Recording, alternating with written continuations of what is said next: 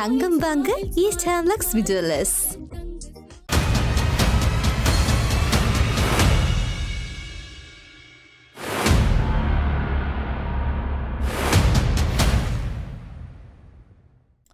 வணக்கம் மற்றும் ஒரு இன்றைய பதிவினூடாக இணைந்திருக்கின்றோம். ஜனாதிபதி அனுரகுமாரவின் இந்திய பயணத்துக்கு முன்பு இடம்பெற்றுள்ள முன்னாள் ஜனாதிபதி ரணில் விக்ரமசிங்கவின் இந்திய பயணம் சர்வதேச ரீதியில் கவனத்தை ஈர்க்கும் முக்கியத்துவம் வாய்ந்ததொரு பயணமாக ராஜதந்திர மட்டத்தில் அவதானிக்கப்படுகிறது. ஜனாதிபதி அனுரகுமார திசாநாயக்கவின் முதலாவது வெளிநாட்டு பயணம் இந்த மாதம் 3ஆம் வாரத்தில் இடம்பெற்ற உள்ளதாக அரசாங்கம் அறிவித்திருக்கு. என்றாலும் ஜனாதிபதி தமது முதலாவது வெளிநாட்டு பயணத்தை மத்திய கிழக்கு நாடொன்றுக்கு மேற்கொள்ள தேர்தலுக்கு முன்னர் திட்டமிட்டிருந்ததாக தெரிய வருகிறது. இதற்கு காரணம் 3 மத்திய கிழக்கு நாடுகளிடம் சலுகை விலையில் எரிபொருளை கொள்ளளவு செய்ய அனுரகுமார திசாநாயக்க அமெரிக்காவில் உள்ள இலங்கை பேராசிரியர் ஒருவர் ஊடாக பேச்சுக்களை நடத்தியிருக்கிறார். இதன் அடிப்படையில் இந்த நாடுகளுடனான இறுதி ஒப்பந்தத்தில் கையொப்பமிடுவதற்காக தமது முதலாவது வெளிநாட்டு பயணத்தை மேற்கொள்ள அனுரகுமார திசாநாயக்க ஆரம்பத்தில் திட்டமிட்டிருக்கிறார். என்றாலும் ஒரு ஒப்பந்தத்தில் ஏற்பட்டுள்ள தாமதம் மற்றும் முன்னாள் ஜனாதிபதியின் பின்பற்றிய பாரம்பரியம் காரணமாக அதிலிருந்து பின்வாங்கிய அனுரகுமார திசாநாயக்க முன்னிய அரசு தலைவர்கள் இந்தியாவுக்கு மேற்கொள்ளும் முதல் பயணத்தின் பாரம்பரியத்தை பின்பற்ற திட்டமிட்டிருக்கிறார். எவ்வாறாயினும் ஜனாதிபதியின் இந்திய பயணம் மிகவும் தீர்க்கமானது ஒன்றாகும். இந்த பயணத்தை சர்வதேச சமூகம் மிகவும் உன்னிப்பாக அவதானித்து வருவது இதற்கு காரணம். இந்த பயணத்தில் ஜனாதிபதி எதிர்கொள்ளும் முக்கிய பிரச்சினை முன்னாள் ஜனாதிபதி இந்தியாவுடன் ஏற்கனவே கையெழுத்திட்ட ஒப்பந்தங்களாகும். குறிப்பாக ரணிலின் ஆட்சி காலத்தில் திருகோணமலை எண்ணெய் தாங்கிகள் தொடர்பில் இந்தியாவுடன் ஏற்படுத்திக் கொண்ட இணக்கப்பாடு, மன்னாரில் புதுப்பிக்கத்தக்க எரிசக்தி நிலையத்தை அமைக்க அவதான் நிறுவனத்தை ஏற்படுத்திக் கொண்ட உடன்பாடு, கொழும்பு துறைமுகத்தில் மேற்கு முனையத்தை நிர்மாணிக்கும் பணியை அதானி குழுமத்துக்கு வழங்கியமை, இந்தியா இலங்கையின் இடையில் நிலத்தொடர்பை ஏற்படுத்துவது உள்ளிட்ட பல்வேறு உடன்பாடுகள் தொடர்பில் ஜனாதிபதி அனுர தமது பயணத்தின் நெருக்கடிகளை எதிர்கொண்டிருக்கிறார். ஜனாதிபதி தேர்தல் வெற்றியுடன் இந்த ஒப்பந்தங்கள் அனைத்தையும் மீள பரிசீலனை செய்ய வேண்டிய தேவை எழுந்துள்ளதாக ஜனாதிபதி அனுரகுமார தெரிவித்துள்ளமையினால் இந்திய பயணம் தொடர்பில் சர்வதேச நாடுகள் இலங்கையில் உள்ள ராஜதந்திரிகளை உன்னிப்பாக அவதானம் செய்து வருகிறது.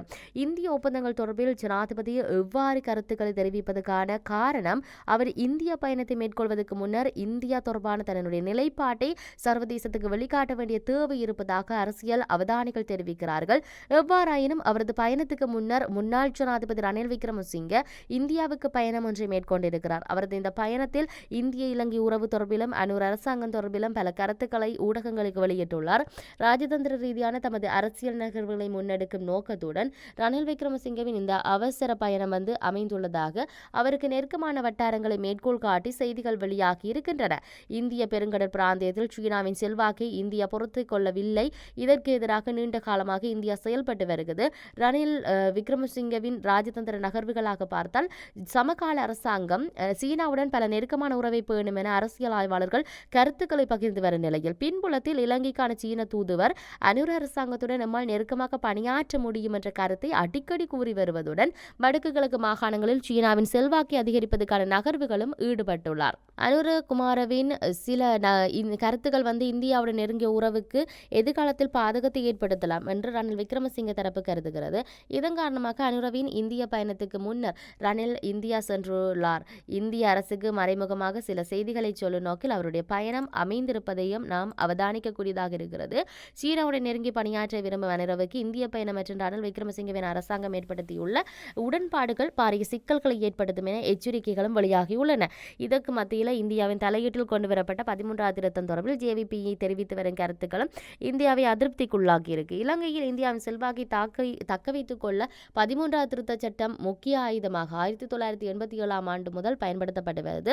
அரசியலமைப்பிலிருந்து நீக்கி தமது அரசியல் செல்வாக்கை இழக்க ஒருபோதும் இந்தியா விரும்பாது.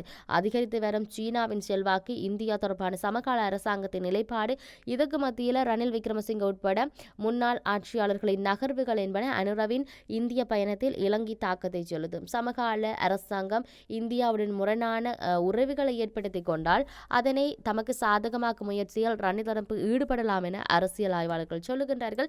பொருந்திருந்து பார்ப்போம். ஜனாதிபதி அனுரகுமார திசாநாயக்கவின் முதல் பயணம் இந்தியாவுக்கு அமையுமா இல்லை என்று சொன்னால் அவர் ஊகித்து வைத்திருக்கக்கூடிய இந்த 3 நாடுகளுக்குமாகனதாக அமையுமா, இருக்கக்கூடிய பிரச்சனைகள் என்ன, எப்படி இவர் கையாள போகிறார் என்பதையெல்லாம் நாம் பொறுத்திருந்து பார்க்க வேண்டிய தேவை இருக்கிறது. மற்றும் ஒரு பதிவினூடாக சந்திப்போம். வணக்கம்.